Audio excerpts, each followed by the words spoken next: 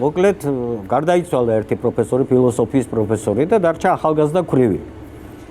ნუ გავიდა ახლა 40 იქით აქეთ რაღაცა და მივიდნენ დაქალები და ეუბნებიან რომ ახლა ახალგაზრდა ქალი ხარო რა, თუ კაი ქმარი გიყვარდა პატივცემდე ის ეს, მაგრამ გათხოვდი შენ თავზე იფიქრე უთხრა და საადაო მე საადაო ჩვენ მოგიძებნით.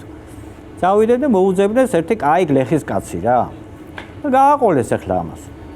ეხლა ჩავიდნენ და ოჯახში, სოფელში ჩავიდნენ და შევიდნენ და ვახშამს აწყობს ახლა გალი და კაცმა უთხრა რომ მეო მამა ჩემი მასწავლიდაო რომ სანამ სავახშმოთ დაждდებიო მანამდეო ცოლთა უნდა დაწვეო. აჰა. კი ბატონო უთხრა ახლა. ახლა დილას გაიღვიძეს და მეო დედა ჩემი მასწავლიდაო რომ სანამო საუზმეთ დაждდებიო ცოლთა უნდა დაწვეო. კი ბატონო, ახლა სადილზე მამა ჩემი მასწავლი და ვახშამს დედა ჩემი, მოკლედ ორი კვირა ჰაერში ყავს ეს კალი და ჩამოვიდნენ დაქალები ორი კვირის მერე რომ მოვიკითხოთ კალიო როგორ არის, იქნება კლაუსი, იქნება რა შევა. მივიდნენ და კაცი არ არის სახში, როგორ ახარ იქით აქეთ? როგორ ახარო ახლა მაინც რა?